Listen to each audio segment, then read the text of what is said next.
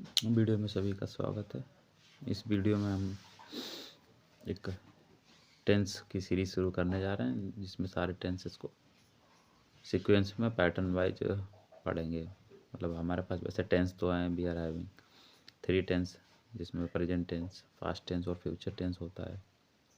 और एक हर जो टेंस है, each of these 3 main tenses has 4 kinds. मतलब हर अपने जो टेंस हैं उनके 4 प्रकार हैं, जिसमें सिंपल प्रेजेंट या उसे कह सकते हैं इंडेफिनिट। मतलब प्रेजेंट है तो प्रेजेंट का इंडेफिनिट, और प्रेजेंट का फिर कॉन्टिन्यूअस, प्रेजेंट का परफेक्ट, और फिर प्रेजेंट का परफेक्ट कॉन्टिन्यूअस। मतलब हर एक के 4 पार्ट्स हैं, तो उनको भी डिस्कस करेंगे एक एक करके सारे के। पहले प्रेजेंट के चारों, फिर पास्ट के चारों, फिर फ्यूचर के चारों पार्ट्स को अच्छे से काइंड्स को डिस्कस करते चलेंगे। और इस वीडियो के लास्ट में एक्सरसाइजेज भी बहुत सारी रहेंगी, जो आपको कहीं ना कहीं प्रैक्टिस करने में मदद करेंगी और आपकी अंडरस्टैंडिंग बहुत अच्छी हो जाएगी। उन क्वेश्चंस के आंसर कमेंट बॉक्स में दीजिएगा and I will reply you there. बात करें तो टेंस की, पहले तो टेंस क्या होते हैं, तो जनरली ये ऐसी वर्ब्स होती हैं जो किसी काम के होने का टाइम बताती हैं। यू कैन से, मतलब these are the verbs which expresses the time of action. मतलब किसी भी काम का होने का समय बताते हैं, ये ऐसी वर्ब्स होती हैं, इन्हीं को हम लोग टेंस कहते हैं।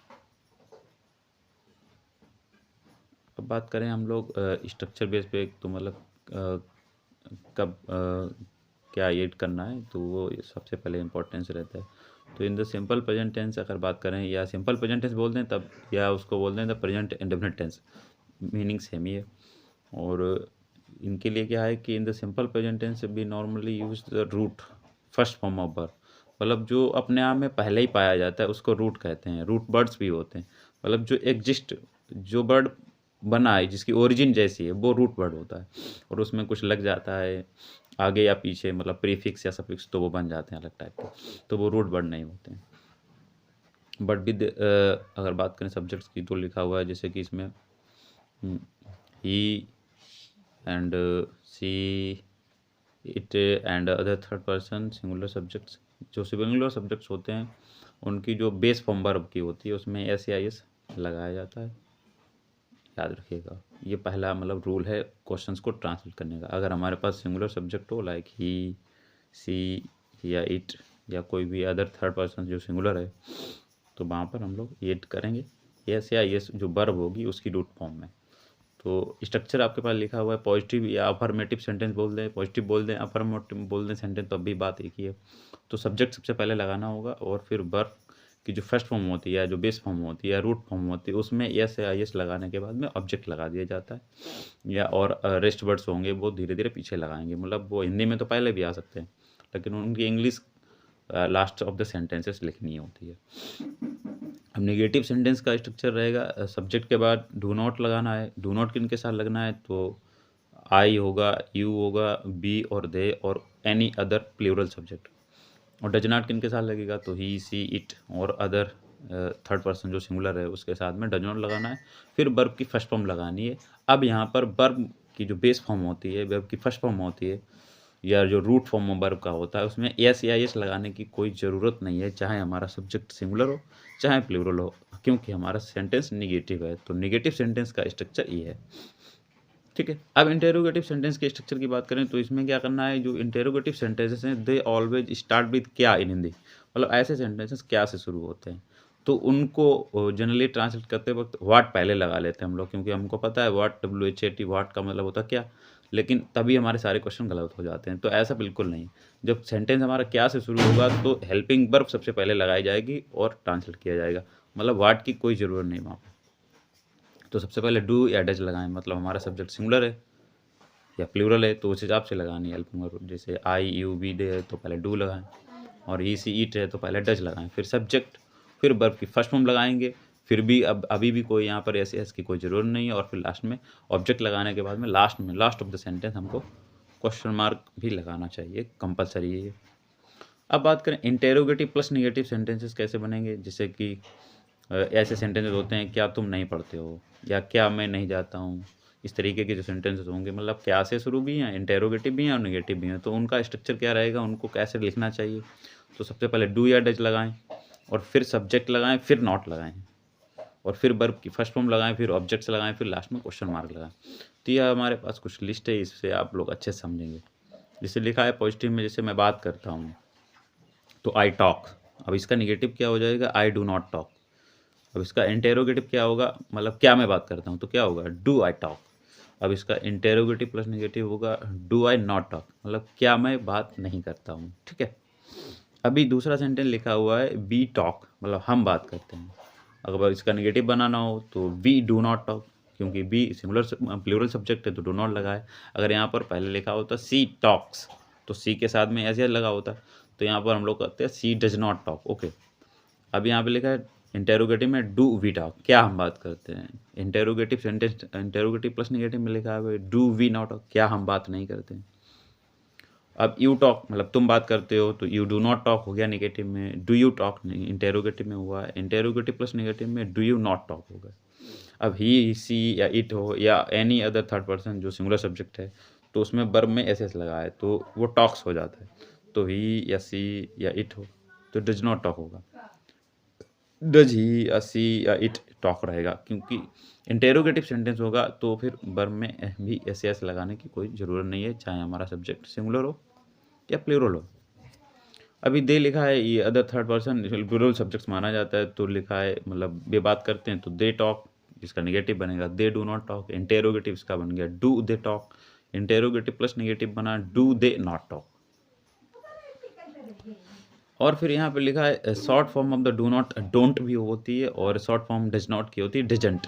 इसे डजंट बोल सकते हैं, उसे डोंट बोल सकते हैं। ठीक है, अब बात करें सिंपल प्रेजेंट टेंस हमारा जो होता है या प्रेजेंट इंडेफिनिट टेंस होता है, इसकी यूज क्या क्या है।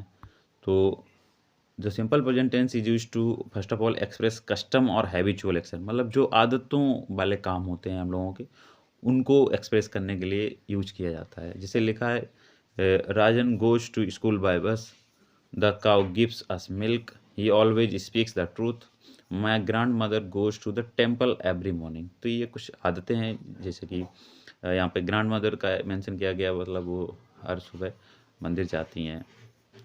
तो ये सारी कुछ आदतें हैं या कुछ कस्टम है जो एक्सप्रेस करने के लिए यूज किया जाता है। दूसरा है एक्सप्रेस परमानेंट ट्रूथ, जो हमेशा के लिए सच है उसको बताने के लिए भी प्रेजेंट टेंस का यूज किया जाता है। जैसे लिखा हुआ है the sun rises in the east, मतलब सूर्य का पूर्व में उदय होता है। The earth revolves around the sun, मतलब पृथ्वी सूर्य के चारों ओर घूमती है। The stars twinkle in the sky, मतलब तारे आकाश में चमकते हैं। The sun shines by day, मतलब सूरज दिन में चमकता है। तो ये कुछ परमानेंट जो ट्रूथ हैं उनको बताने के लिए यूज किया जाता है सिंपल प्रेजेंट टेंस को। अब एक और थर्ड इसमें लिखा है express a fact which is true at the time of speaking, मतलब बोलते वक्त जो बात सही हो उसको बताने के लिए भी हम लोग सिंपल प्रेजेंट टेंस का यूज करते हैं। जैसे लिखा है two of my cousins study in metro cities, मतलब बात कर रहे हैं, बता रहे हैं कि मेरे कजिन्स पढ़ रहे हैं।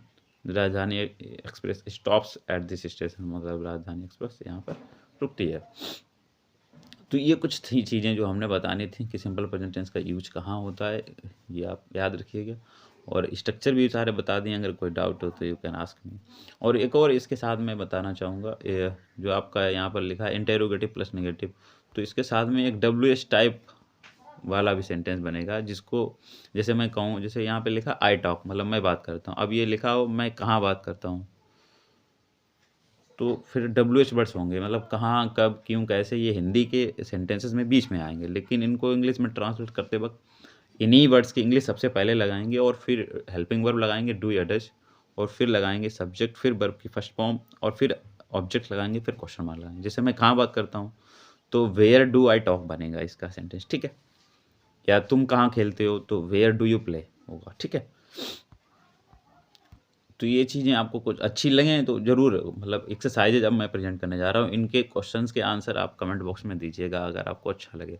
और अगर आप टेंसेस को अच्छे से पढ़ना चाहते हैं तो अच्छा लगे वीडियो तो जुड़े रहिएगा, आंसर ज़रूर कीजिएगा। ठीक है, अभी देखिए यहाँ पे लिखा हुआ है फर्स्ट हमारे पास fill in the blanks with the correct forms of the verbs given in the brackets, use simple present tense. Simple present tense use करना है और फिर बताना है इसका आंसर। लिखा माय ग्रैंडफादर, ये सब्जेक्ट है, ये अपने आप में सिंगुलर सब्जेक्ट है, तो इसके साथ में हमें वर्ब की जो फर्स्ट फॉर्म होगी या जो रूट वर्ब होगी उसमें वर्ब में एस या एस लगाना चाहिए। तो लिखा है my grandfather dash beautiful short story at bedtime, मतलब सोने के समय।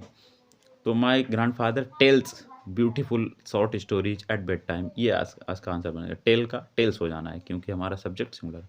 लिखा है नेक्स्ट वाले सेंटेंस में सेकंड में माई ग्रैंड मदर, और फिर रीड वाली वर्ब हमें फिल करनी है। तो dash few pages of the Ramayan every day, तो माई ग्रैंड मदर रीड्स होगा यहाँ पर।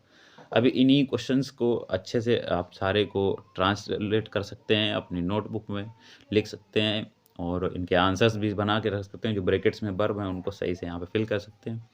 और दूसरी एक्सरसाइज यहाँ पर लिखी गई है, अगर आपका कोई डाउट हो तो पूछ सकते हैं हमसे।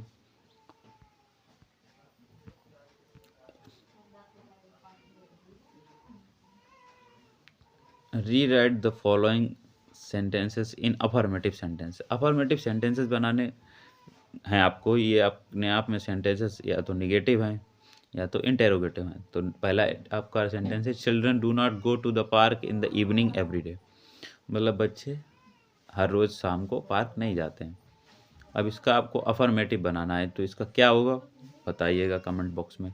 वैसे मैं सारे बता दूंगा तो आपका पढ़ने का कोई फ़ायदा नहीं है। तो ये सारी कुछ एक्सरसाइजेज हैं, इनको आप लोग अच्छे से ट्रांसलेट कर सकते हैं, इन क्वेश्चंस को नोटबुक में लिख सकते हैं, डिस्कस कर सकते हैं हमसे क्लासरूम्स में कहीं भी, और या तो फिर कमेंट बॉक्स में आप आंसर दीजिएगा, वहाँ पर रिप्लाई करेंगे। तो ये सारी कुछ एक्सरसाइज हैं।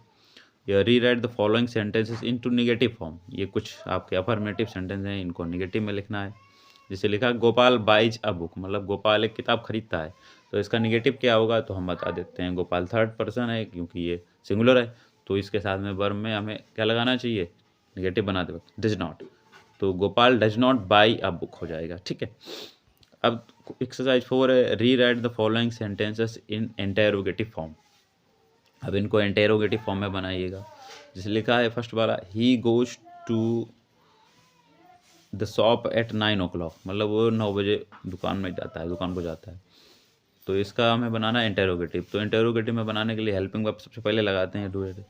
तो does he go to the shop at 9 o'clock, और लास्ट में क्वेश्चन मार्क लगा देना होगा, क्या वो है 9 बजे दुकान पर जाता है, बन जाएगा।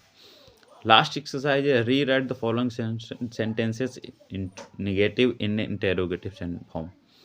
तो पहले निगेटिव इंटेरोगेटिव में बनाना है। तो राधा स्पीक सॉफ्टली, तो निगेटिव प्लस इंटेरोगेटिव बनाना है। तो हमें क्या करना है, क्या राधा अच्छे से नहीं बोलती है, सॉफ्टली नहीं बोलती, तो does Radha not speak softly. Birds fly high in the sky, तो कर देंगे do words fly, do words not fly high in the sky, इस तरीके से बन जाएगा। तो आई होप ये आपको मतलब टेंसेस की जो सीरीज है वो आपको पसंद आएगी, और जुड़े रहिएगा, आपकी प्रैक्टिस हो जाएगी, अच्छे से टेंसेस को रिवाइज करेंगे, सारे टेंसेस के वीडियोज अच्छे से अपलोड करेंगे। और कमेंट बॉक्स में या अपने नोटबुक में कहीं भी इनके आंसर्स दीजिएगा। वीडियो अच्छा लगे तो बच्चों को शेयर कीजिएगा, जो बच्चे अंग्रेजी सीखना चाहते हैं।